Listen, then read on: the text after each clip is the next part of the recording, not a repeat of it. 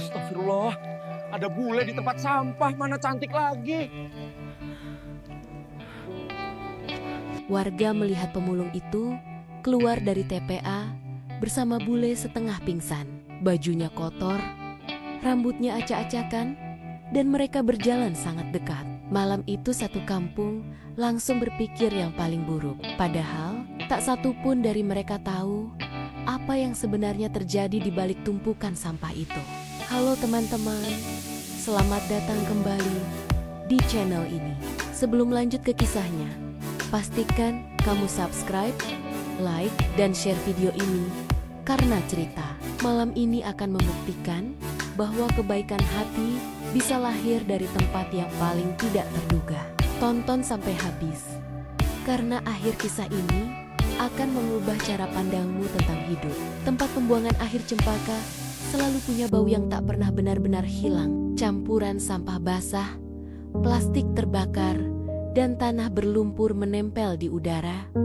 Bahkan saat angin malam berhembus kencang, disinilah Jaya menghabiskan hidupnya di antara tumpukan yang ditolak dunia. Ia mencari sisa-sisa yang masih bisa diselamatkan.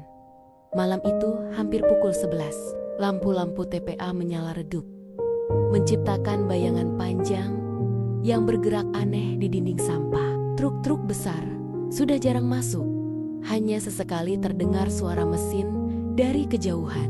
Bagi kebanyakan orang, malam seperti ini adalah waktu istirahat. Tapi bagi Jaya, justru inilah waktu terbaik bekerja. Lebih sepi, lebih sedikit mata yang memandang rendah.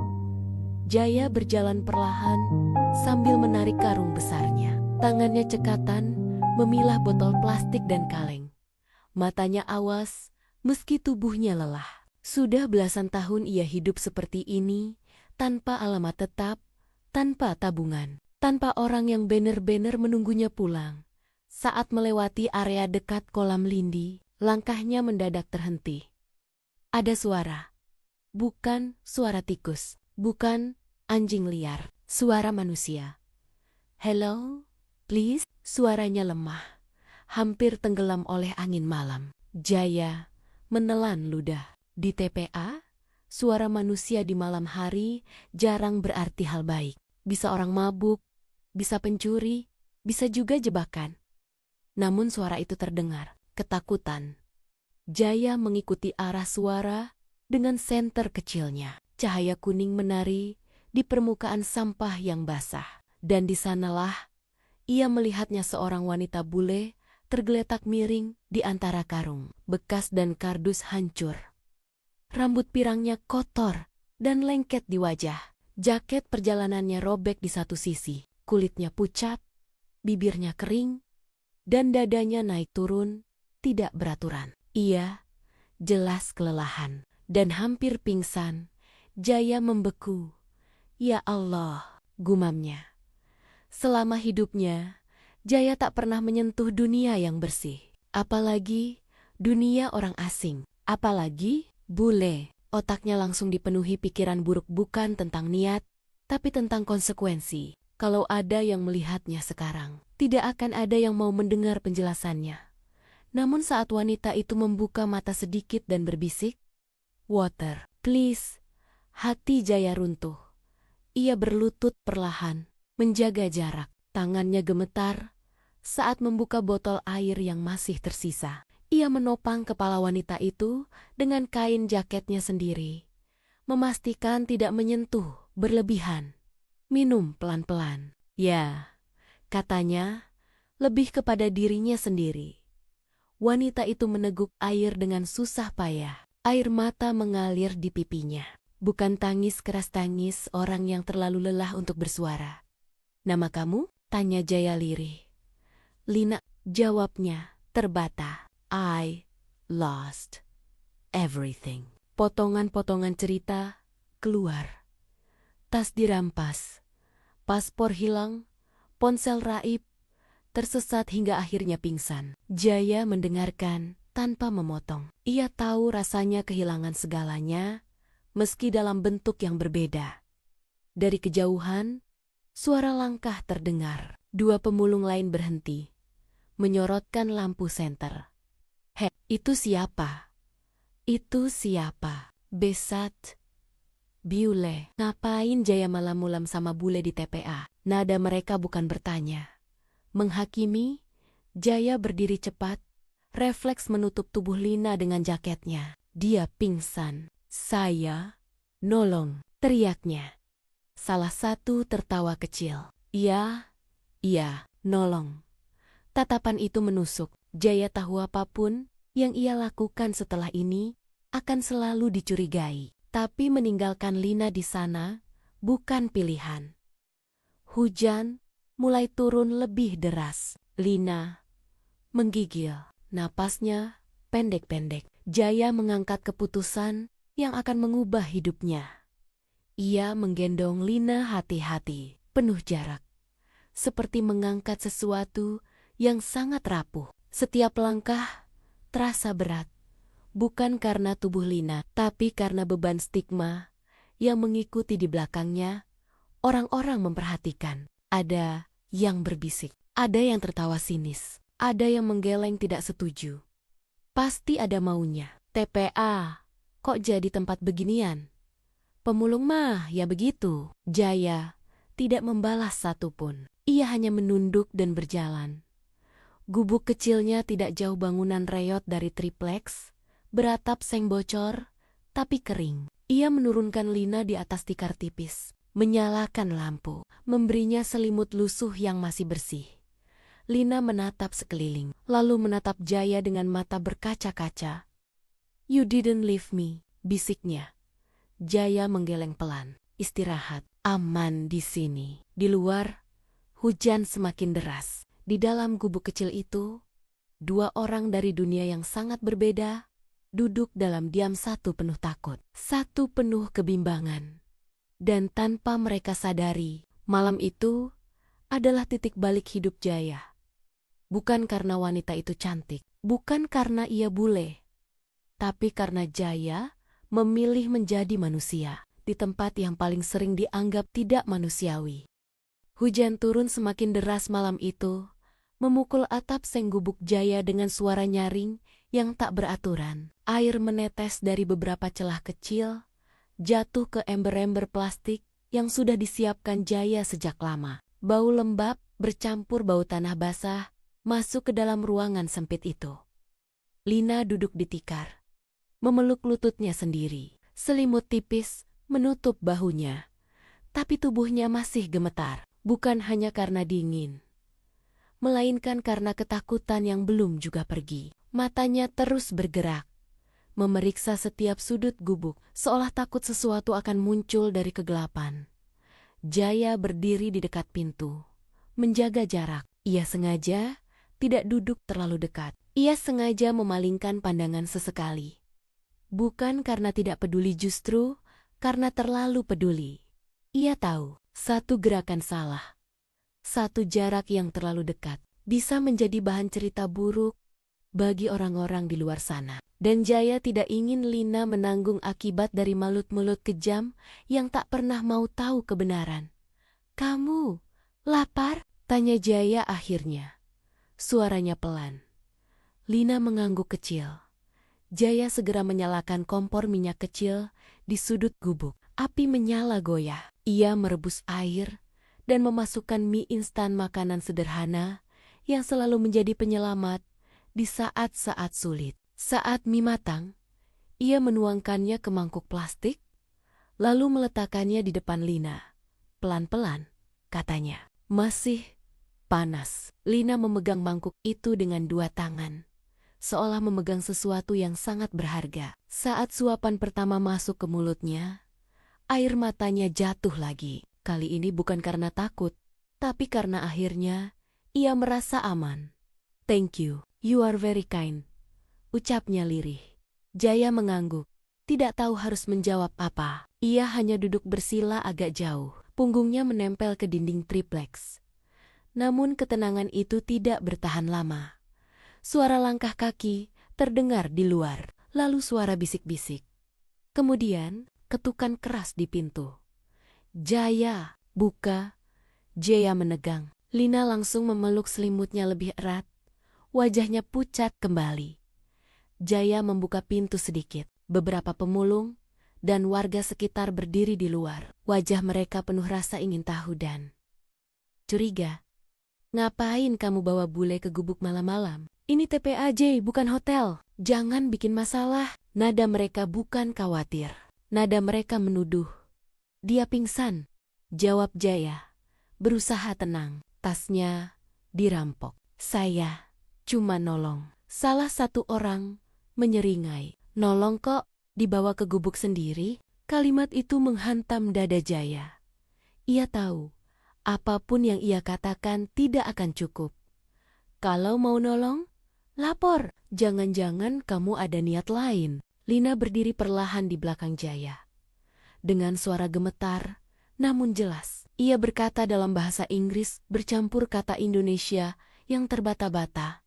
He helped me. I was alone. Please. Sebagian orang terdiam. Sebagian lain justru saling pandang dan berbisik lebih keras. Bulema pasti dibelain. Yaelah, drama. Jaya menutup pintu. Tangannya gemetar. Ia bersandar sebentar. Menarik napas panjang. Sorry, katanya lirih pada Lina. People here talk too much. Lina menggeleng pelan. No, thank you for standing for me. Keheningan menyelimuti gubuk. Hanya suara hujan dan tetesan air dari ember. Setelah Lina selesai makan, Jaya mengambil tikar lain dan menggelarnya di sisi berlawanan ruangan.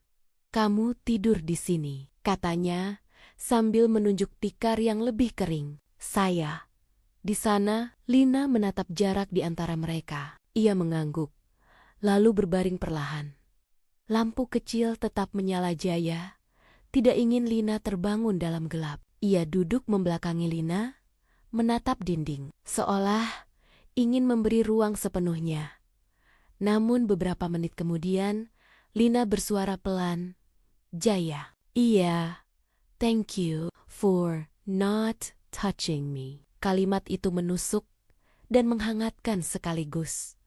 Jaya menelan ludah. Harusnya memang begitu. Jawabnya singkat. Lina tersenyum kecil dalam gelap. Bagi Jaya, senyum itu terasa seperti kepercayaan paling mahal yang pernah ia terima. Di luar gubuk, gosip terus menyebar. Nama Jaya mulai disebut dengan nada yang tidak sama lagi. Ada yang sinis, ada yang curiga, ada yang menunggu kesalahannya. Namun malam itu, di dalam gubuk reyot yang berbau hujan dan tanah, Jaya membuat keputusan diam-diam. Apapun yang terjadi, ia tidak akan meninggalkan Lina. Bukan karena dunia menuduhnya buruk, tapi karena ia tahu meninggalkan orang yang membutuhkan adalah kesalahan yang lebih besar. Dan tanpa ia sadari, sejak malam itu, hidupnya mulai berjalan di jalur yang tak pernah ia bayangkan sebelumnya. Pagi datang, tanpa memberi kesempatan Jaya tidur nyenyak. Suara truk sampah yang masuk ke TPA membangunkannya sebelum matahari benar-benar naik. Kepalanya berat, punggungnya pegal. Namun pikirannya jauh lebih lelah daripada tubuhnya. Ia tahu, hari ini akan sulit. Lina bangun dengan wajah pucat, matanya masih menyimpan sisa ketakutan malam tadi. Jaket Jaya masih menempel di bahunya. Ia duduk perlahan, seolah takut mengganggu. Morning, ucapnya pelan. Jaya mengangguk. Kita harus ke kantor polisi, biar jelas. Lina menghela napas panjang. Ia takut bukan pada polisi, tapi pada kemungkinan dituduh, disalahkan, atau tidak dipercaya. Namun, melihat raut wajah Jaya yang berusaha tegar, ia mengangguk. Mereka berjalan keluar gubuk. Seperti yang Jaya duga, tatapan langsung menghujani. Ada yang berhenti bekerja, ada yang pura-pura sibuk tapi mencuri pandang. Bisik-bisik terdengar jelas. Itu bule yang semalam. Masih sama? Jaya? Katanya. Pingsan. Tapi kok Paji-Paji masih di situ? Jaya menunduk. Berjalan cepat. Lina mengikuti dari dekat. Di satu titik, ia refleks memegang lengan Jaya bukan karena ingin, tapi karena panik. Sentuhan singkat itu terlihat oleh beberapa orang. Seketika, bisik-bisik berubah menjadi tatapan tajam. Jaya merasakan itu. Ia tidak melepaskan tangan Lina dengan kasar, tapi ia juga tidak menggenggamnya. Ia hanya berkata pelan, "Tenang, saya di sini." Di kantor polisi kecil dekat TPA, mereka menunggu lama. Ruangan sempit, bangku keras, kipas angin berdecit. Petugas memandang Lina lalu Jaya.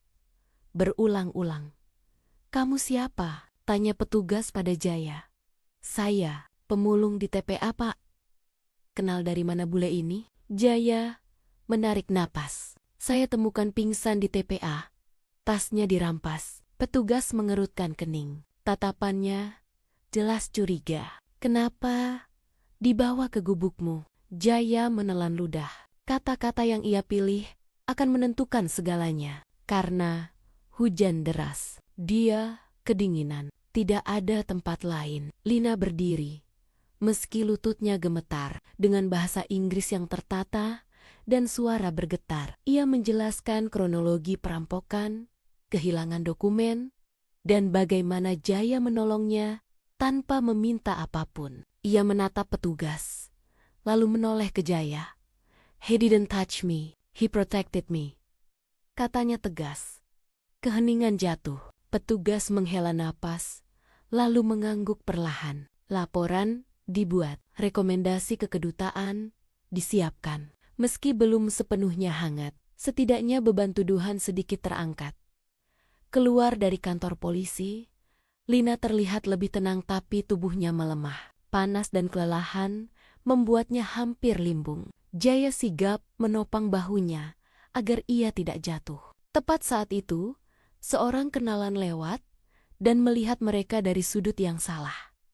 Lihat tuh," bisiknya keras. Dipegang-pegang. Jaya menahan napas. Ia melepaskan sedikit pegangan, memastikan jarak tetap terjaga, lalu meminjamkan helm dan mengajak Lina duduk di motor tua tetangga yang ia pinjam. Perjalanan ke kedutaan terasa panjang. Jalan berlubang, panas menyengat. Lina duduk di belakang, berpegangan ringan pada jaket Jaya agar tidak jatuh. Bagi Jaya, pegangan itu terasa seperti tanggung jawab besar bukan godaan. Di ruang tunggu kedutaan, Lina mengisi formulir dengan tangan gemetar. Jaya menunggu di luar, menatap lantai, merasa kecil di antara gedung rapi dan orang-orang berpakaian bersih. Saat Lina keluar dengan kertas sementara di tangan, matanya berkaca-kaca. "They will help, but it takes time," katanya. Jaya mengangguk. "Kita sabar." Di perjalanan pulang, mereka berhenti sebentar di pinggir jalan. Lina duduk, menutup mata, menarik napas panjang. Jaya berdiri di samping, canggung, tak tahu harus berbuat apa. Lalu, dengan gerakan pelan dan penuh ragu, Lina meletakkan tangannya di punggung tangan Jaya. Singkat, lembut. "Thank you for staying," ucapnya lirih. Jaya terdiam. Sentuhan itu bukan ajakan, bukan rayuan. Itu ucapan terima kasih yang tidak menemukan kata lain. Namun dari kejauhan, dua orang melihat momen itu dan kembali berbisik. "Bilang saja, ada apa-apa. Mana mungkin bule mau nempel begitu kalau tidak." Saat mereka kembali ke TPA, gosip sudah lebih cepat sampai. Jaya mendengar namanya disebut-sebut. Ada yang menyindir, ada yang mengancam akan melapor ke pengelola. Di gubuk, Jaya duduk lama tanpa bicara. Lina memperhatikan, lalu berkata pelan, "If this is too hard, I can leave." Jaya menggeleng. "Bukan kamu yang salah." Ia menatap Lina dengan mata lelah, namun teguh. Yang susah itu orang-orangnya. Malam itu, jarak tetap dijaga, tapi kepercayaan tumbuh. Jaya sadar, menjaga jarak fisik saja tidak cukup. Ia harus menjaga nama baik Lina dari prasangka. Meski itu berarti menanggung beban yang lebih berat. Dan Lina sadar satu hal. Di tempat paling kotor yang pernah ia singgahi, Ia menemukan satu orang yang memilih benar meski disalahpahami. Di sanalah benih ikatan yang lebih dalam mulai berakar, pelan, rapuh, tapi nyata. Siang itu, matahari menggantung tepat di atas TPA Cempaka, menyengat tanpa ampun. Bau sampah terasa lebih pekat dari biasanya, seolah ikut memanaskan kepala dan emosi orang-orang. Jaya berdiri di dekat gubuknya, memeras keringat dari dahi. Ketika suara langkah cepat mendekat, "Jaya," panggil seseorang dengan nada keras. Itu Pak Arman, koordinator lapangan TPA, wajahnya tegang, rahangnya mengeras. Di belakangnya, dua orang lain berdiri dengan tangan menyilang saksi yang tak diminta. Penonton yang sudah memutuskan siapa salah dan siapa benar. "Kamu bikin ribut," kata Pak Arman tanpa basa-basi. "Isu tentang kamu dan bule itu sudah kemana-mana. Pengelola dapat komplain." Jaya menelan ludah. "Pak, saya tidak macam-macam. Dia korban perampokan. Saya cuma nolong. Masalahnya bukan itu," potong Pak Arman. "Orang-orang bilang kamu manfaatin situasi. Kalau ini terus berlanjut, kamu bisa disuruh pergi." Kata pergi menggema di kepala Jaya. Pergi berarti kehilangan satu-satunya tempat ia mencari nafkah. Pergi berarti kembali ke nol atau bahkan minus. Di dalam gubuk, Lina mendengar percakapan itu. Ia berdiri di balik dinding triplex, jantungnya berdegup kencang. Semua kalimat terasa menusuk, seolah ia adalah sumber masalah. Ketika Jaya masuk, wajahnya terlihat lebih tua beberapa tahun. "Maaf," kata Jaya lirih. "Aku mungkin harus carikan kamu tempat lain." Lina terdiam. Ia memandang gubuk itu, lantai tikar, ember penampung air, lampu kecil yang selalu menyala saat malam. Tempat itu sederhana, bahkan menyedihkan bagi sebagian orang. Tapi disitulah ia selamat. "Kalau aku pergi?" tanya Lina pelan. Mereka berhenti. Jaya mengangkat bahu. "Mungkin atau mungkin tidak." Keheningan mengisi ruang. Lina berjalan beberapa langkah, menatap keluar jendela kecil. Di kejauhan, orang-orang bekerja. Menoleh, berbisik, ia menarik napas panjang. "Aku tidak mau lari," ucap Lina akhirnya. "Aku tidak mau pergi hanya karena mereka menuduh." Jaya menatapnya kaget. "Ini bisa bahaya buat kamu." "Aku tahu," jawab Lina. Suaranya tenang namun tegas. "Tapi aku juga tahu kamu tidak salah." Keputusan itu membuat Jaya cemas sekaligus tersentuh. Ia ingin melindungi Lina, tapi ia juga takut kehadirannya justru menyakiti Jaya. Namun Lina tampak mantap, bukan nekat, melainkan sadar. Sore itu, gosip mencapai puncaknya. Beberapa orang mendatangi gubuk. Kali ini dengan nada mengancam. "Ini bukan tempat buat bule. Bawa masalah ke sini. Kalau kejadian apa-apa, siapa tanggung jawab?" Jaya berdiri di depan pintu, tubuhnya menjadi pagar. Lina berdiri di belakangnya, tak bersembunyi. "Dia di sini atas kemauan sendiri," kata Jaya tegas. "Saya jaga." Lina melangkah maju setengah langkah. "Please," katanya dalam bahasa Inggris yang jelas. "I choose to stay. He helps me. Don't blame him." Sebagian terdiam, sebagian lagi mencibir. Tapi keberanian Lina memecah satu hal.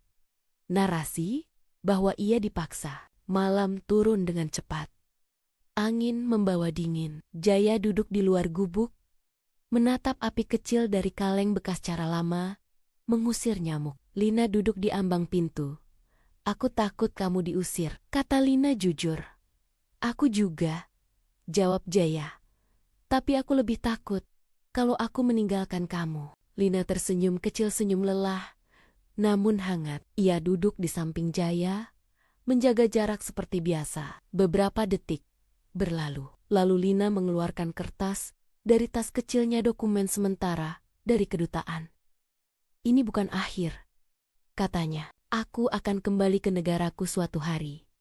Tapi sekarang, aku ingin berdiri di tempat yang benar. Jaya mengangguk. Kata-kata itu memberi makna baru pada beban yang ia pikul. Ia tidak lagi sekadar menolong. Ia memilih nilai. Hari-hari berikutnya berat. Ada yang menolak menjual makanan pada Jaya. Ada yang menghindar. Ada pula yang sengaja memancing provokasi. Namun ada juga yang diam-diam memberi dukungan sebotol air, sepiring nasi, anggukan kecil. Dunia tidak sepenuhnya hitam. Lina mulai membantu. Ia memilah botol, membersihkan kaleng, belajar dari Jaya. Tangannya lecet, punggungnya pegal, tapi ia tidak mengeluh. Beberapa orang yang awalnya mencibir mulai terdiam melihat ketekunannya. "Bule kok mau begini?" bisik seseorang. "Karena hidup bukan soal gengsi," jawab Lina pelan dalam bahasa Indonesia yang mulai ia pelajari. Suatu malam, hujan kembali turun. Jaya memperbaiki atap seng, Lina memegang senter. Tangan mereka hampir bersentuhan. Jaya menarik tangannya cepat bukan karena takut, tapi karena menghormati. Lina tersenyum. "You're very careful." Jaya mengangguk. "Kamu berharga." Kalimat itu sederhana, namun menembus hati Lina. Ia menyadari sesuatu. Jaya tidak hanya menjaga jarak fisik, ia menjaga martabat. Ketika ancaman pengusiran kembali terdengar, Lina mengambil keputusan lain. Ia menemui Pak Arman bersama Jaya. Dengan tenang, ia menjelaskan, menunjukkan dokumen, dan menegaskan pilihannya. Ia tidak meminta belas kasihan, ia meminta keadilan. Pak Arman menghela napas panjang. "Kalian bikin saya pusing," katanya. "Tapi selama tidak ada masalah, saya tutup mata. Itu bukan kemenangan, tapi itu kesempatan." Malam itu, Jaya dan Lina duduk di gubuk, diam lama. Lelah, tapi masih berdiri. Di antara bau sampah dan hujan, mereka tahu dunia bisa salah paham. Tapi hati mereka jernih, dan di sanalah, tanpa kata-kata besar, tumbuh tekad yang sama, bertahan bersama meski dunia menghakimi. Malam itu langit di atas TPA Cempaka terlihat berbeda, bukan karena bintangnya lebih banyak atau udaranya lebih bersih, tidak, tapi karena untuk pertama kalinya sejak lama, Jaya merasa dadanya tidak seberat biasanya.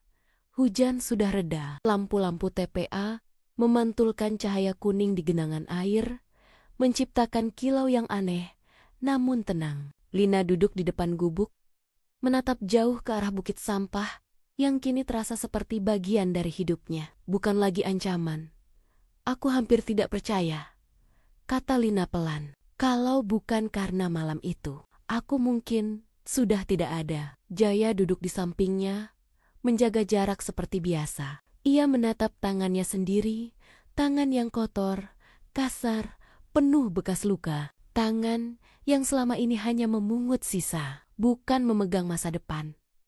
"Kalau aku tidak berhenti malam itu," jawab Jaya lirih, "aku juga tidak tahu hidupku akan kemana." Hari-hari berlalu, sejak ancaman pengusiran mereda, Lina semakin aktif membantu. Ia belajar memilah, membersihkan, bahkan menimbang hasil rongsokan. Beberapa pengepul mulai memperlakukannya dengan hormat. Perlahan, narasi tentang mereka berubah tidak sepenuhnya, tapi cukup untuk memberi ruang bernapas. Suatu sore, seorang relawan dari komunitas sosial datang ke TPA. Ia mendengar cerita tentang bule yang tinggal bersama pemulung. Awalnya datang dengan prasangka. Ia pulang dengan kekaguman. Ia membantu Lina mengurus pemulihan dokumen lebih cepat dan membuka akses bantuan sementara. "Ini bukan soal kasihan," kata relawan itu pada Jaya. "Ini soal kamu melakukan hal benar di tempat yang salah." Kalimat itu menempel di kepala Jaya. Malam-malam berikutnya, Jaya gelisah. Ia memikirkan masa depan bukan hanya miliknya, tapi Lina. Ia tahu, suatu hari Lina bisa kembali ke negaranya. Ia juga tahu, Ia tidak punya apapun untuk ditawarkan selain ketulusan. Di sebuah kaleng bekas, Jaya menyimpan cincin sederhana. Bukan emas, bukan perak. Cincin itu ia buat dari besi tipis yang dipoles halus hasil dari potongan kecil yang ia temukan dan kerjakan dengan sabar. Setiap goresan adalah doa. Ia memilih tempat yang paling jujur baginya. Di tepi TPA, saat matahari terbenam. "Lina," katanya. Suaranya bergetar. "Aku mau bicara." Lina menoleh, tersenyum lembut. "Ada apa?" Jaya berdiri. Lututnya terasa lemah. Dunia seolah mengecil. Ia berlutut di tanah berlumpur yang selama ini menjadi saksi hidupnya.